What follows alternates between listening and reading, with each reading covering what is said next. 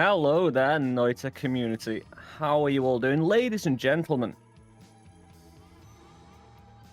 we've got something a little special for you today, my friends. I hope you all sat comfortably. I hope you've all got a nice beverage out.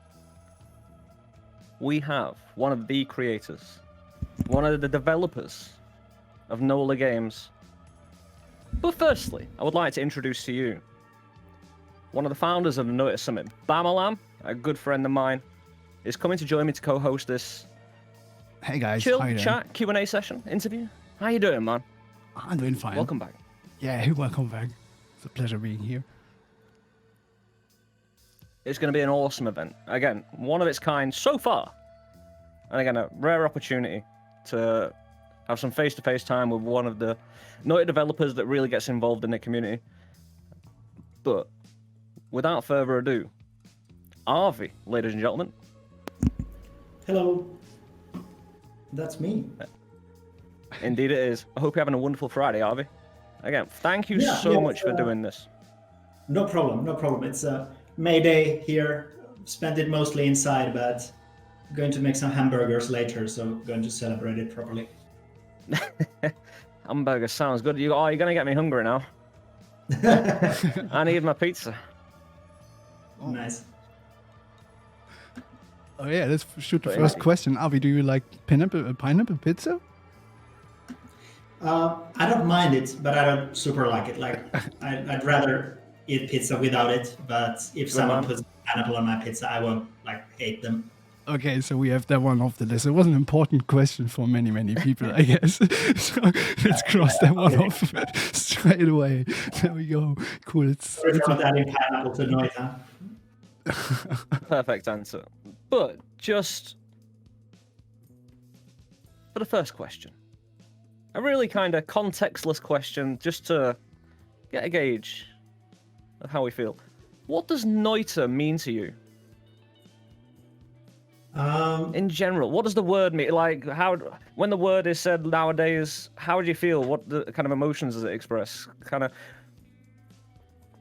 Yeah, I have to admit that for me, Noita as a word has a very distinct childhood associations. Despite all the different witches and stuff I have seen during my life since, I guess in my childhood, the kind of Easter witch tradition and such were strong enough that they still kind of come to my mind. So I would guess that child me would be somewhat horrified with what I've done with the word since, but no can do. That's life.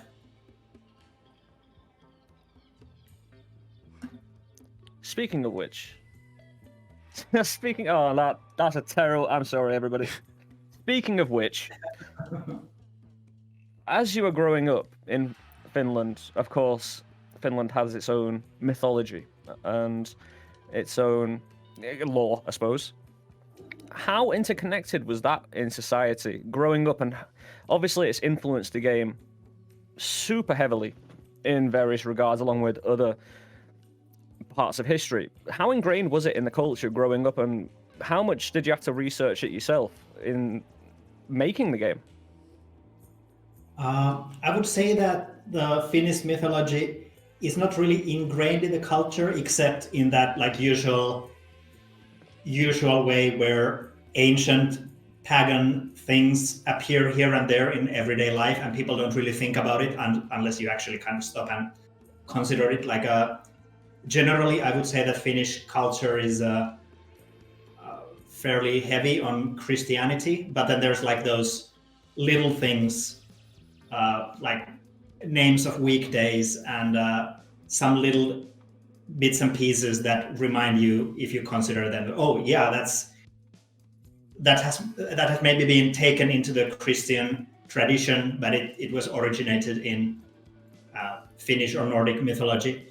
But at the same time, we have the Finnish mythical book or story, the Kalevala, which a lot of kids, or most kids, at least learn about, possibly even read in kind of a easier to read way, which has been compiled from a lot of kind of traditional stories relayed by mouth across Finland and then compiled into one book. So I would say that even though the mythology is not super heavily in the kind of everyday life, it's definitely something that people know about and people kind of admire in a way, or consider, hey, yeah, that's cool stuff, even if they were like otherwise not like, even if people were not like, oh yeah, I'm doing some like rituals in the woods to the forest gods, or I'm not praying to the thunder for Ukko. They might still be like, oh yeah, I know who Ukko is. I know who Vetehinen is. I know these like mythical creatures like the Hiisi and Nakki and so on.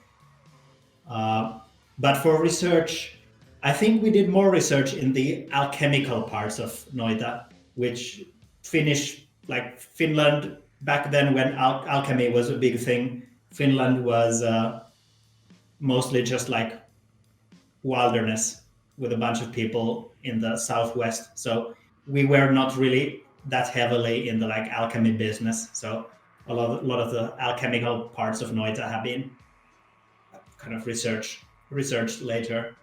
And Antti, another member of our team, has brought in some new knowledge about Finnish mythology that I didn't know at all. For example, the wand Arpalu that you can find in the game, I had to actually Google what that is because I didn't know the origin.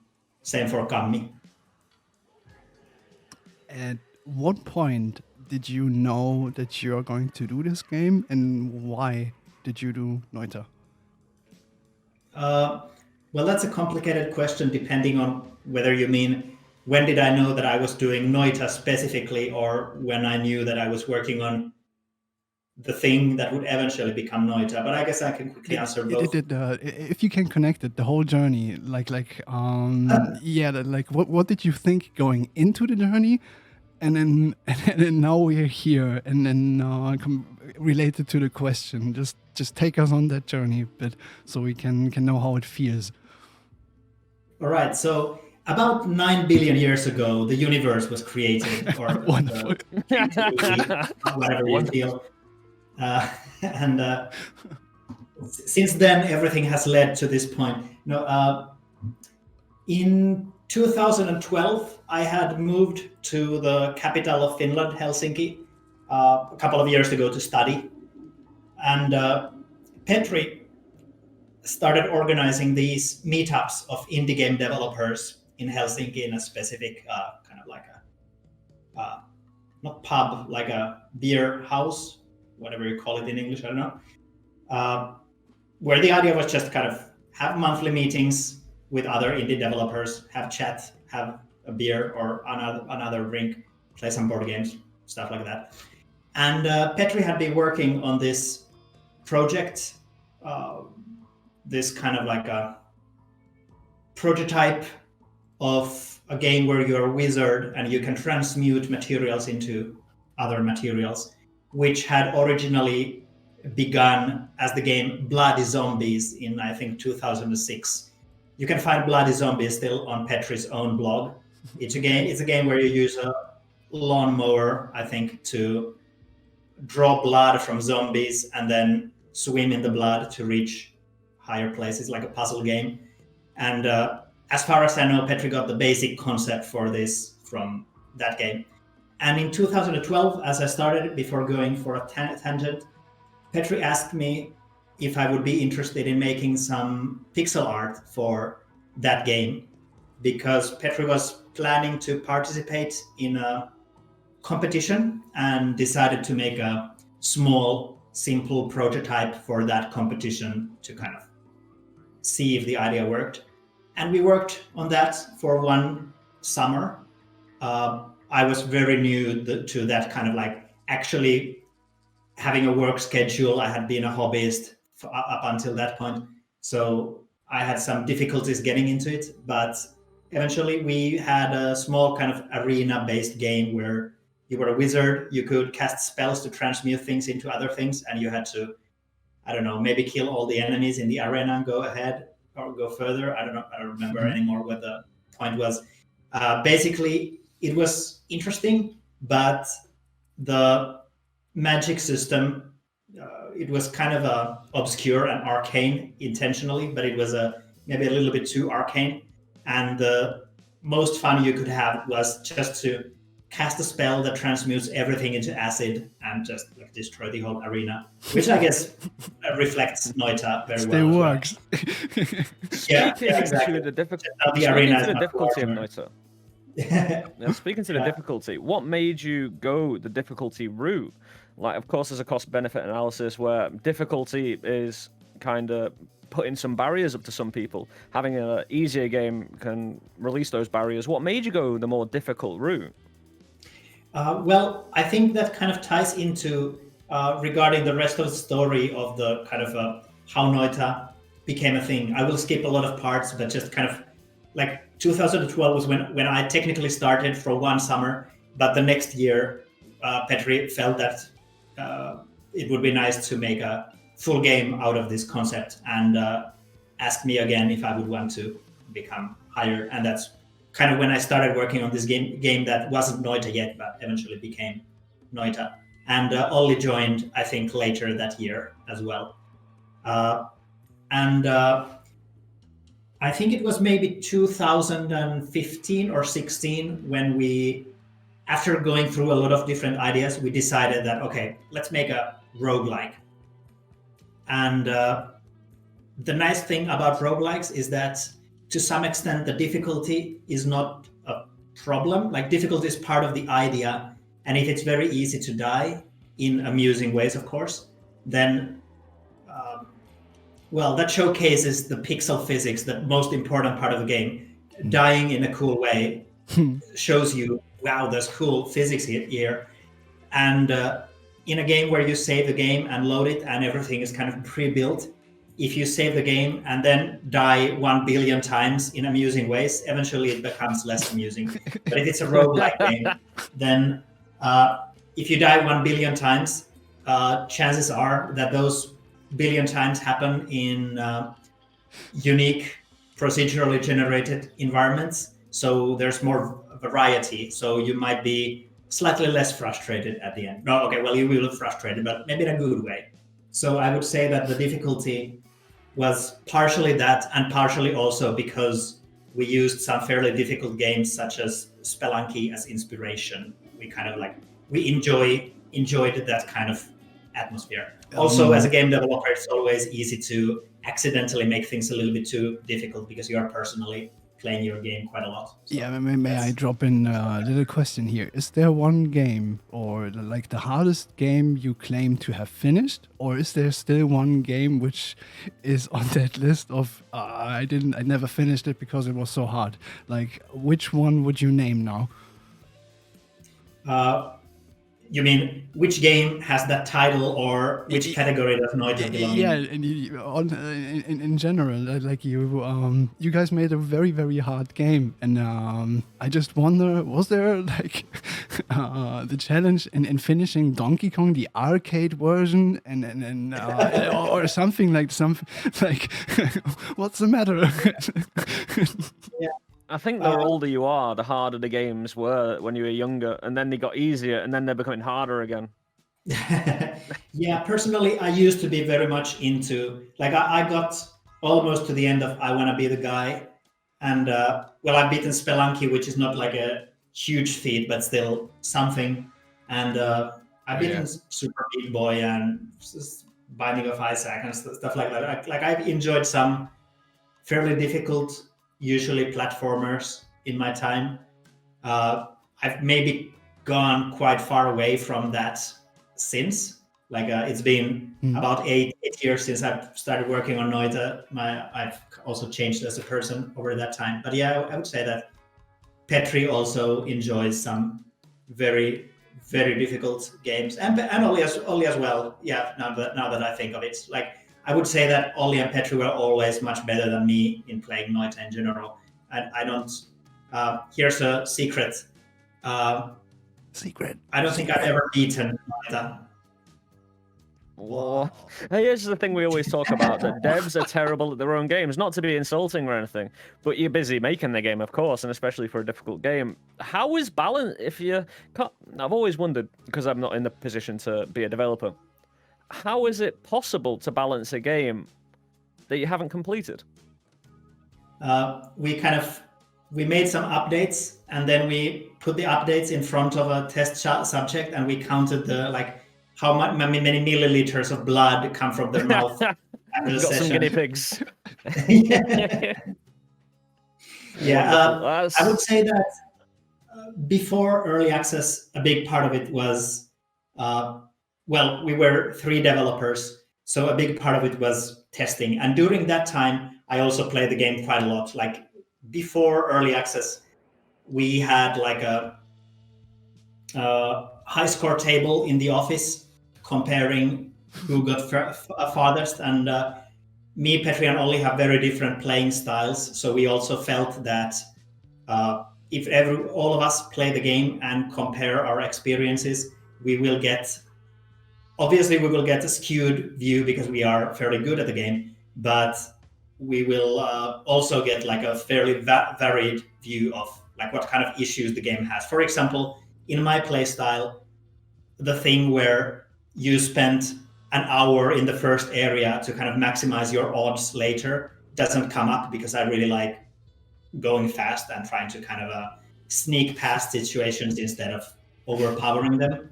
But Petri and Olli noticed that issue, even though I wouldn't have, because they were much more meticulous and also, as a result, more successful in their runs. But once the game went out on early access, I would say that the community playing the game became kind of a big factor in balance, because the community has been very active. Thank you for that. And there have been a lot of dedicated streamers, and we have been able to get a lot of information from that, both in terms of what kind of things people who are new to the game find irritating,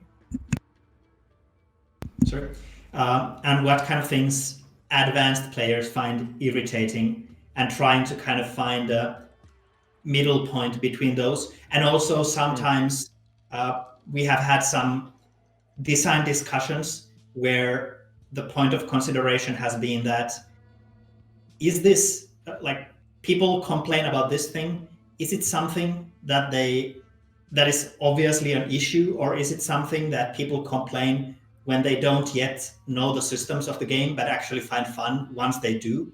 Because that also, like, there's this constant, not really a war between viewpoints, but a very tight balance between making a game for kind of the people who are newcomers to the game, to the people who are kind of a mid-level, let's say, in the game, and the people who are like very high-end at the game.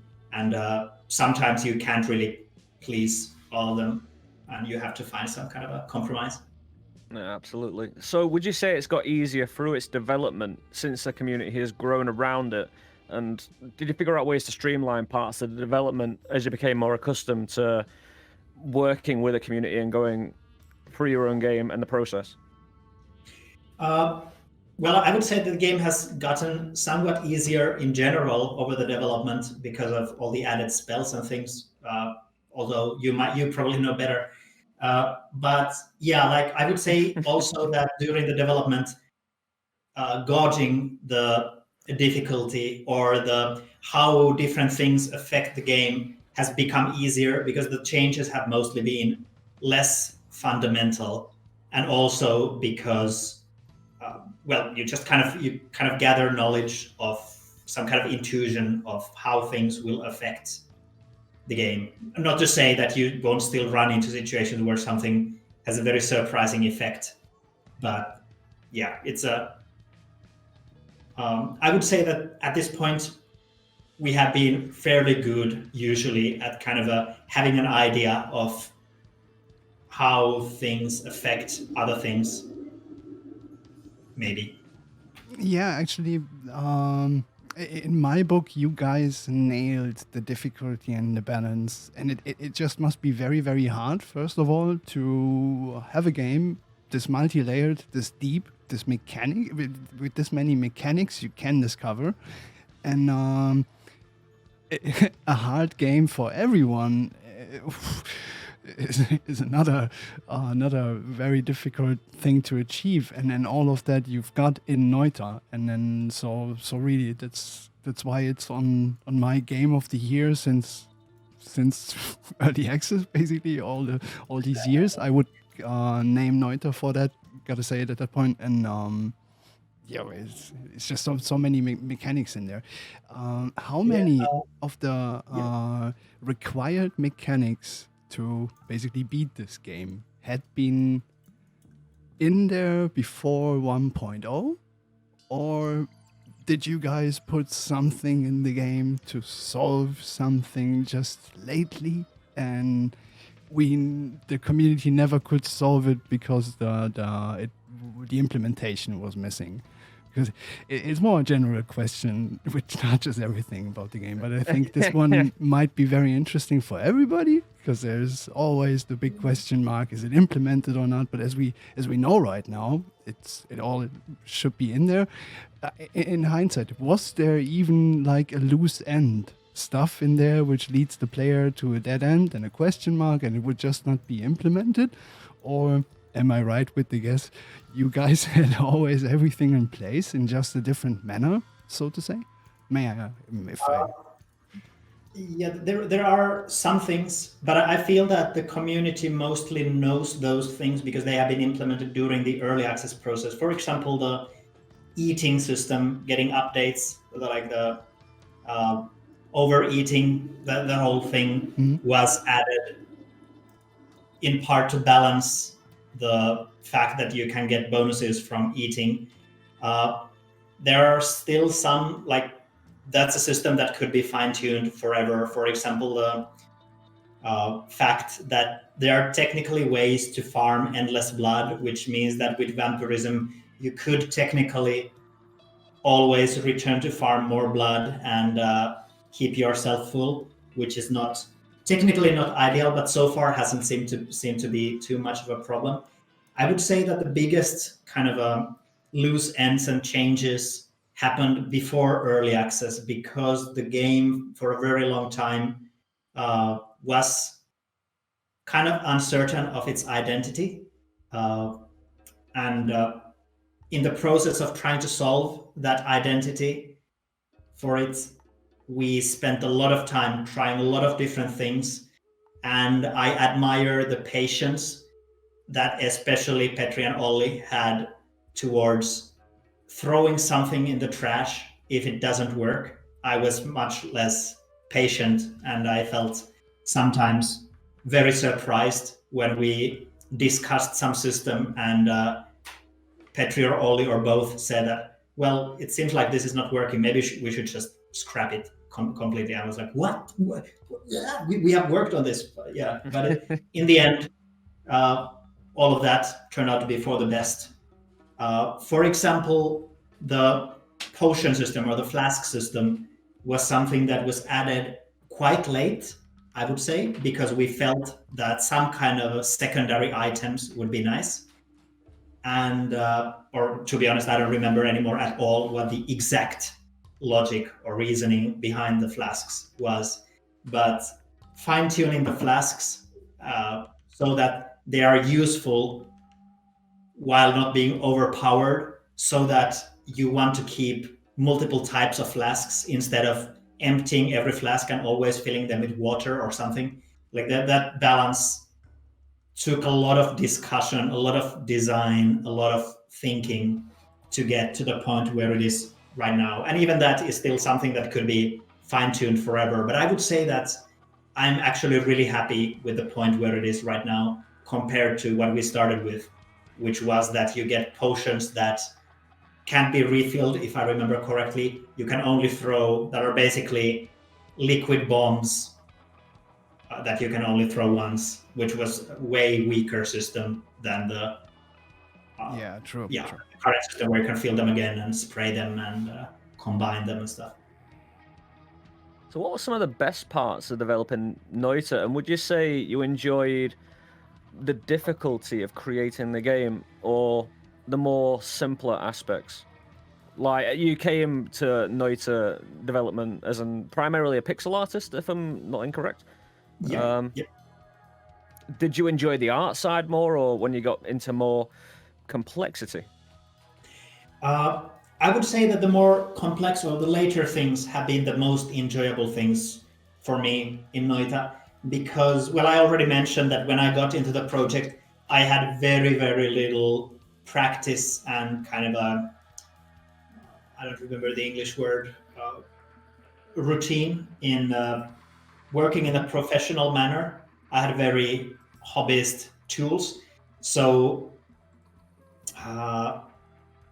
to give an example, I didn't have a good pixel art program. I had one tool that I had used forever that was good for my own needs, but was really not suited for something like this. Like when I had to do actually big pixel art, for example, for the backgrounds, I had a lot of frustration with the tool I was using. So I actually coded a tool for making sprite sheets on my own so that I could make my workflow better. And the tool, well, it's absolutely terrible looking at it back now. It's It's not MS Paint, is it? I don't know. It's not MS Paint, luckily, but it was a mess, and I'm surprised that Petri and Olli could stand my usage of tools at that point. But over time, I got older. I learned. I picked up better tools. I picked up better routines. At one point, I came to work and I had a written note on my desk of how to set up a Git. I hadn't used Git at that point, and I understood the hint and learned how to. But in the end, for me, the most fun parts of the development have been, well, both just kind of making things with better tools has been, because it has been more smooth. Just like making new enemies with new art has sometimes been a lot of fun when I've actually had a good animation program where I can see the animation properly.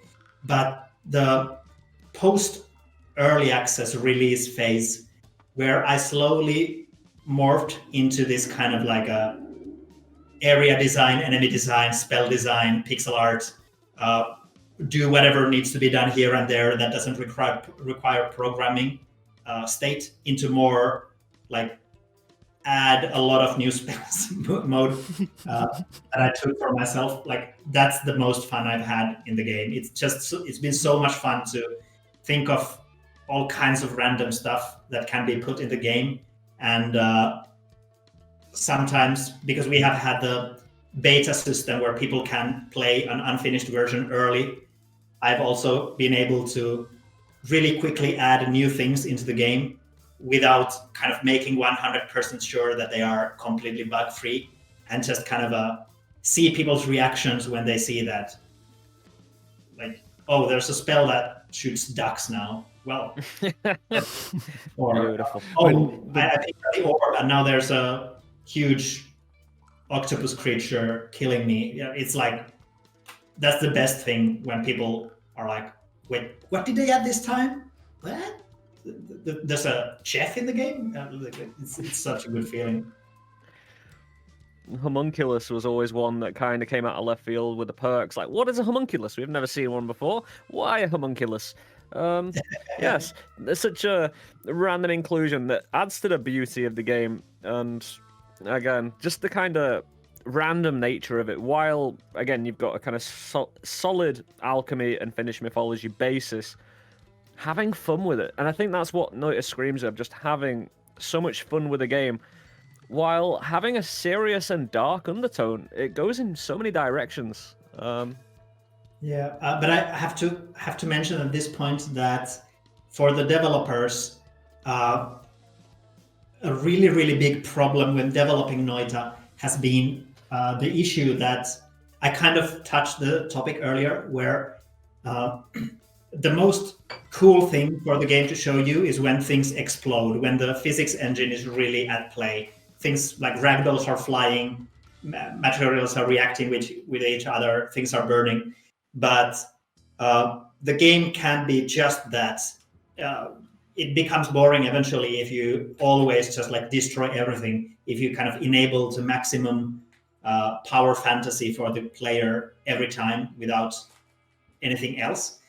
And some of the work that we had to spend the longest time kind of finalizing for the game was thinking of ways to showcase the coolness of the engine in a controlled manner that lets the player actually see it and appreciate it without requiring it always just be, oh, hey, get a nuke, shoot a nuke, explosion.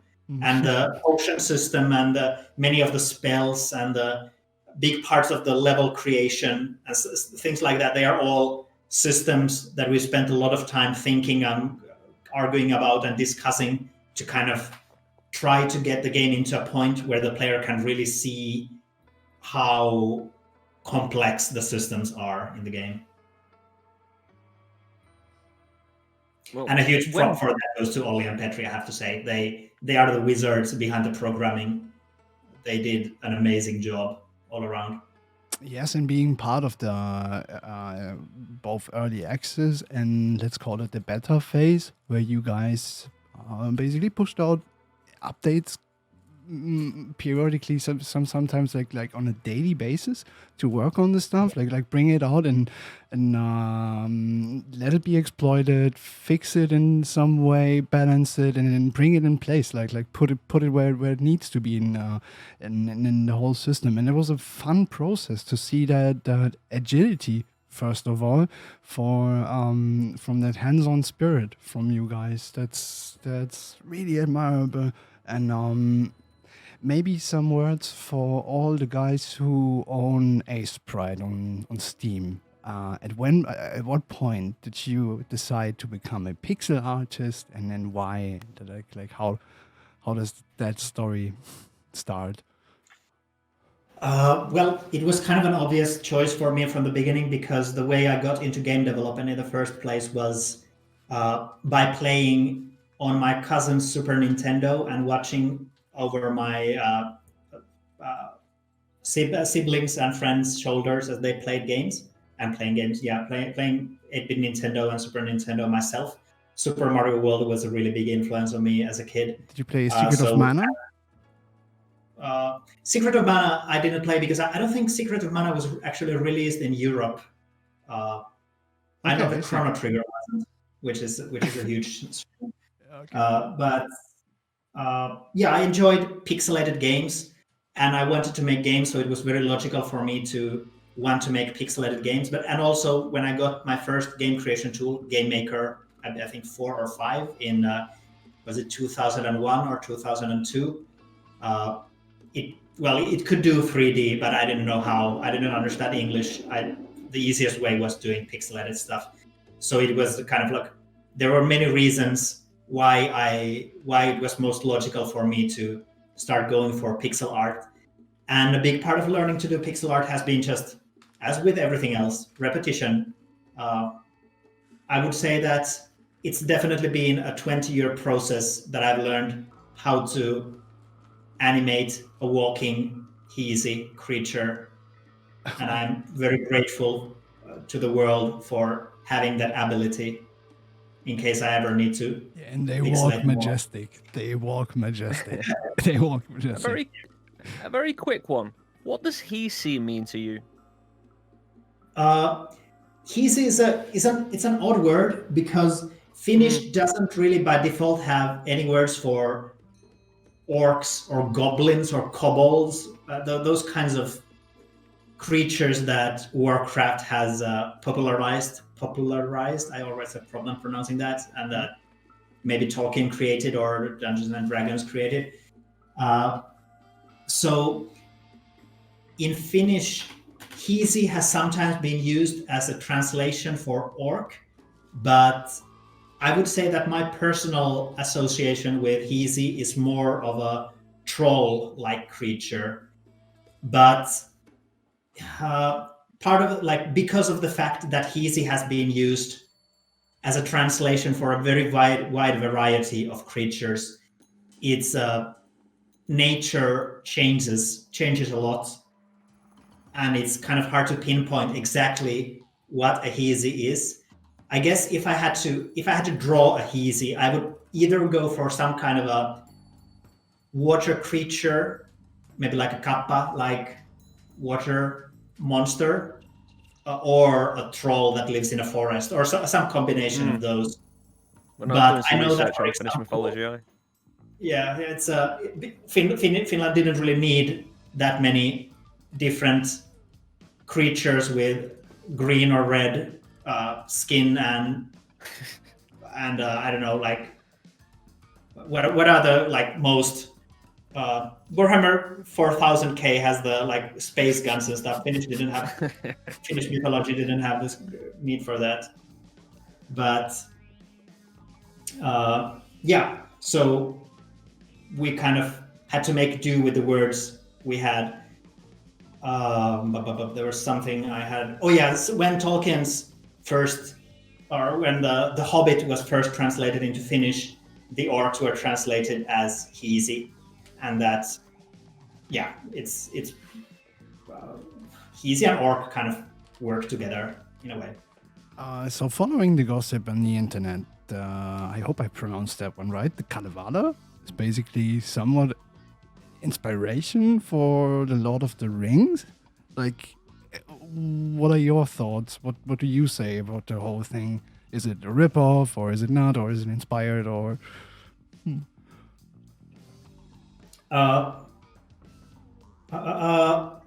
Inspiration. Yeah, it was definitely an inspiration. Maybe not. I wouldn't say that the game really rips off. No, excuse me.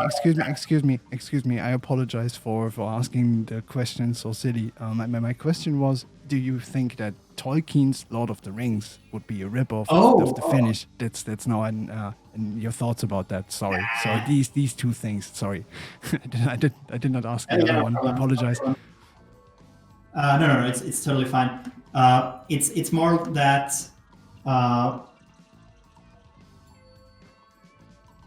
Yeah. So how do the Lord of the Rings and Kalevala, like, how do they coexist with each other?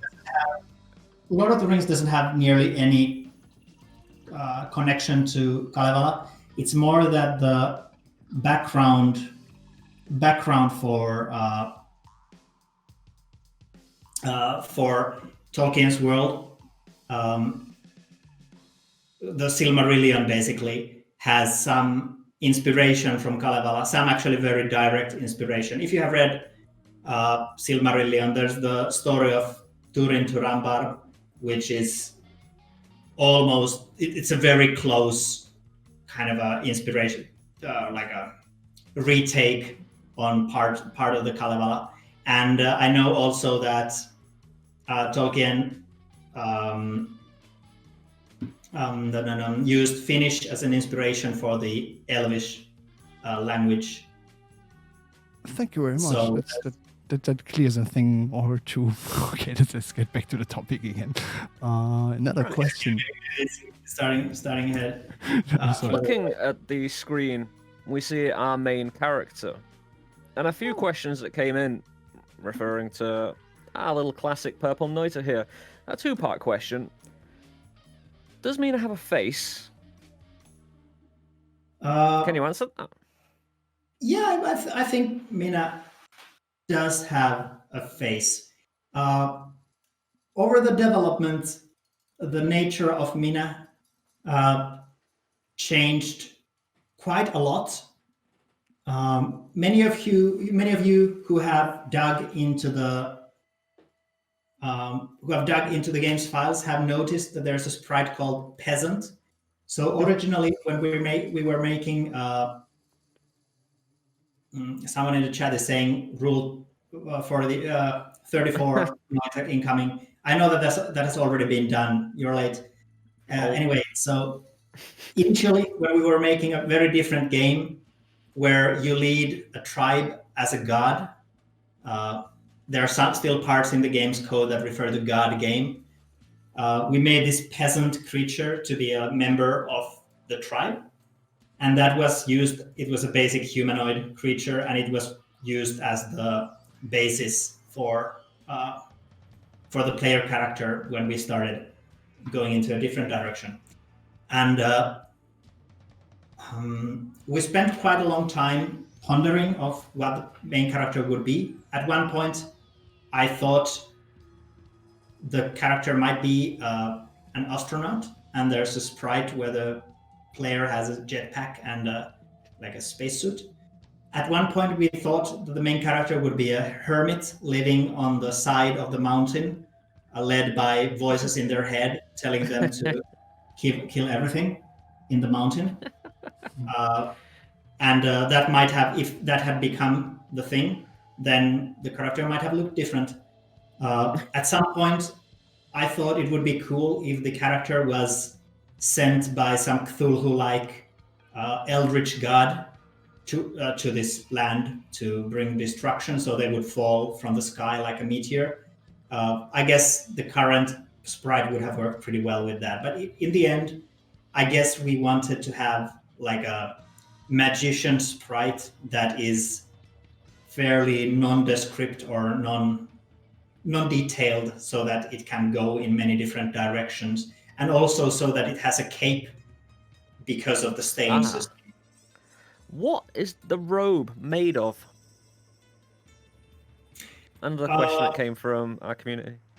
Well, it's fairly flammable, but doesn't tear very easily. Yeah. So it's probably like a, I don't know, like a spider silk thing. It's like a very durable, but I like that. flammable. This is not a canonical answer. I don't really know. But if I had to guess, I would say that it's like a magical spider silk.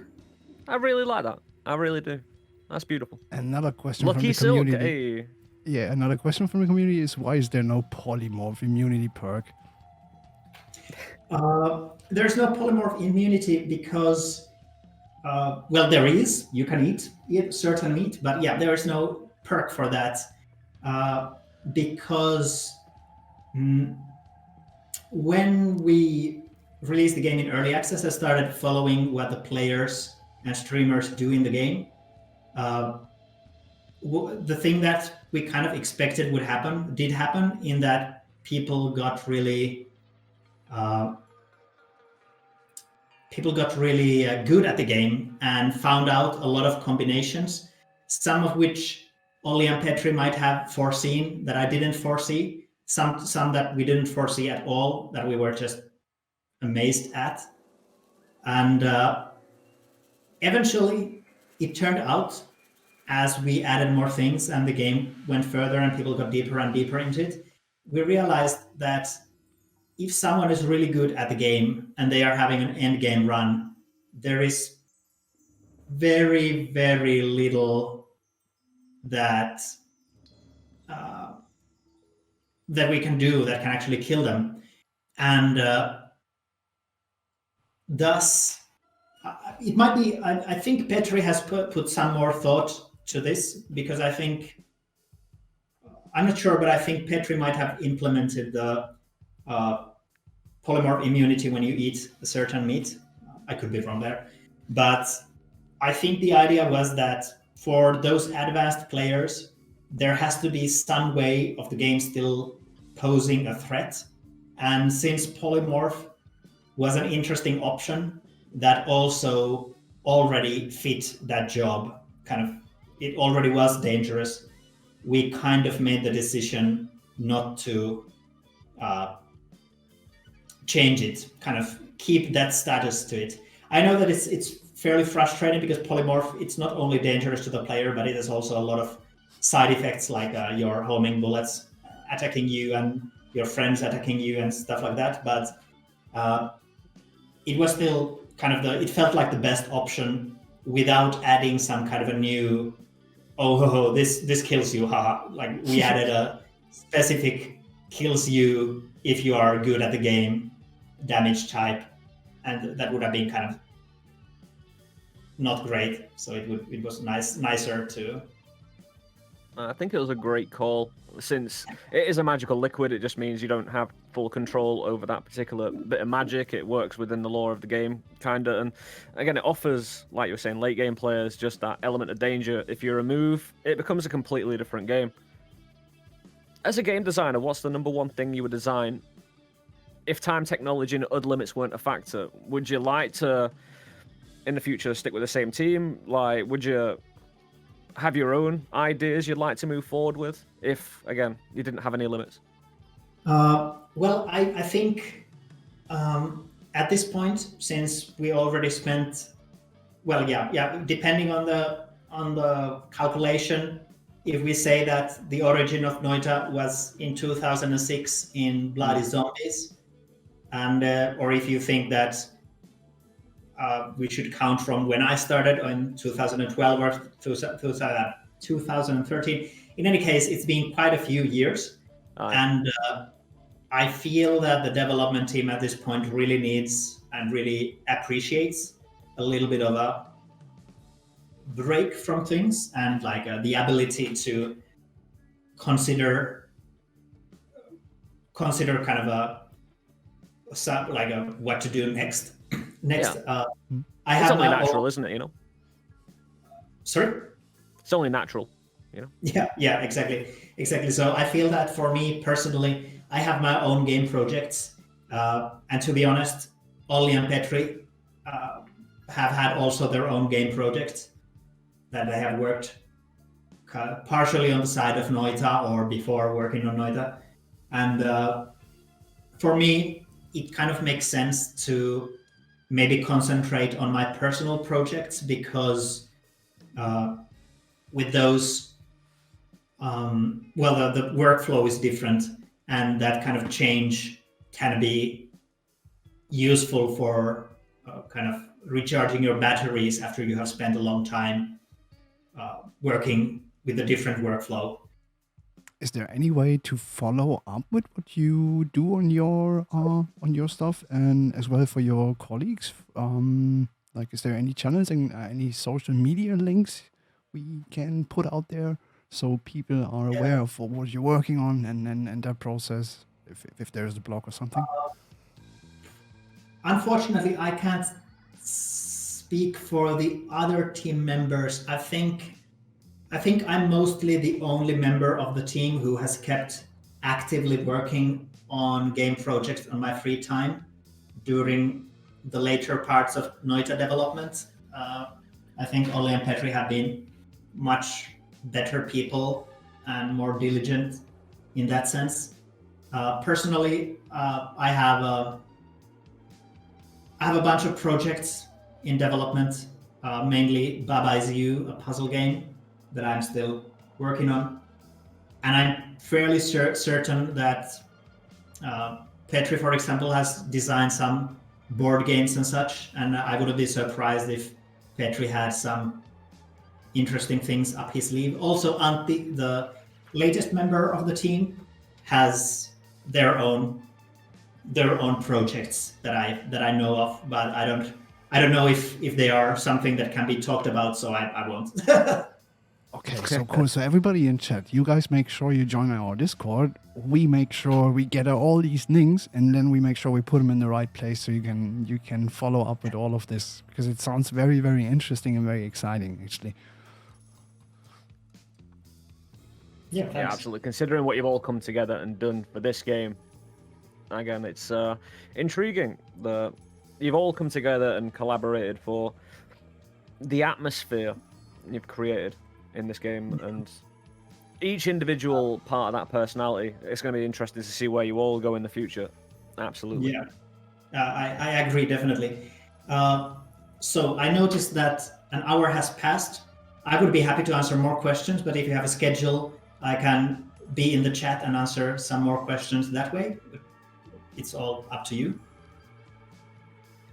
That sounds awesome. That really sounds awesome. And I think chat will appreciate it and will be very happy.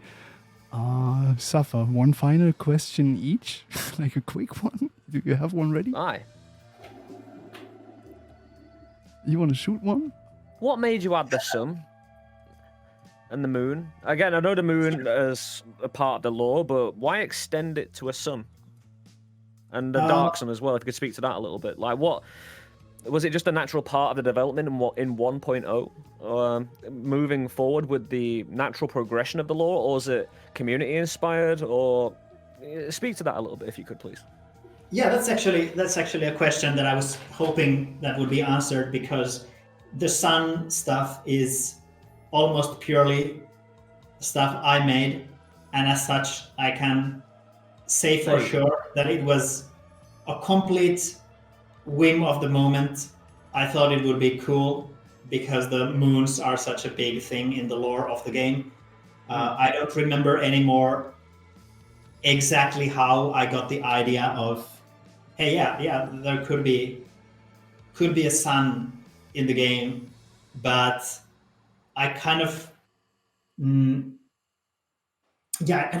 sadly, I don't, at least right now, I don't remember the exact process, but I remember that I had this idea of, hey, what if there was like a new secret ending? More burning. Yeah. What if there was like a new secret big thing that could be done for the post 1.0 release? We already have the moons. I would like to add some kind of a secret things that involves the moons in some way. Oh yeah, maybe if you could make like the sun, and the sun seemed like it seemed very exciting as a concept, because it was very obviously something that, oh yeah, that sounds like something that can look really cool and can be very destructive, and something that also that is dangerous for the player, so that it's, even if it's very destructive, it's not necessarily to the player's benefit. So I would say that a big part of the design of the secrets of the game, at least when I've been making them, has been possibly having an idea that relates to the lore and connecting it to the game, but for the actual implementation, just kind of like having fun with it, trying to do something cool while also being slightly mean, but not like overly mean, and hoping that it works out. I'm not maybe entirely satisfied in the amount of work some of the big secrets that I've made require, and I've tried to add some more breadcrumbing and make it slightly easier to attain them. But the process of making those, and especially the process of lurking in the Noita Discord and seeing people try to figure out like, oh, they made full heart drop from this. Oh, it's the name of the file is full heart, but it's actually the one. Yeah, like that. Seeing the reactions has been a lot of fun. Oh, guys, yo, I just gotta say thank you guys for putting together this game. I love it. It gave me the time of my life on so many days and so many runs. And yeah, basically, as Suffer pulled out the perfect question to ask. My last question would be: do you have anything more to add? Or do you have anything, any last thing you want to say to the community? Or yeah, well, I can say that the answer to the eye glyphs is that if you do a bungee jump, and during the bungee jump you concentrate really hard on mayonnaise in your mind, then if you succeed, and don't hurt yourself, don't do anything dangerous, do it bungee jumps under supervision, and if you're okay with it. But if you concentrate really hard, you might get a vision of what the message is for the eye glyphs. You see, I thought you had to put a pancake on your head and spin around several times. yeah, exactly. Do the Konami code in real life. As said, I would be happy to answer more questions, but I'm not sure if I have anything super specific to add myself at this point. Thank you very much for having me, and congratulations, Bammalam, for being the first person to beat the fully powered up call me. And I noticed in chat for me to speak some Finnish. joten puhun hetken aikaa suomea ihan vaan, jotta hämmennän ihmisiä. Hääyöaie, lappu, hyvää vappua Suomi torille, juhannus, kokko, kaljaa, viinaa, makkaraa, sauna, tonttu, jeps. No niin, okay, that was a little bit of Finnish for you. It was a pleasure. Thank you so much for your time. I hope we can repeat this. Thank you so much. Thanks for and have a great rest of the event. And I will come to the chat. So if people have questions, I'll answer questions. Or would it be better if I answer questions in the Discord? What do you think? As you wish. To your likes. Discord might be a bit more controllable, but feel free to do as you will. Again, we're here at your leisure if they're wanting to ask questions. Yeah. But the Discord is available. And thank you. Thank you so much. It's absolute pleasure, Arvi. Thank you so much for doing this. This has been one of the highlights of my, content creation career. And thank you for everybody else asking the questions to bring to Arvi today. Thank you, Bammalam, for joining me, co-hosting this, and founding the Noita Summit and move forward with and enjoy just that little bit more. Oh, what a day. And it's not even over yet, my friends.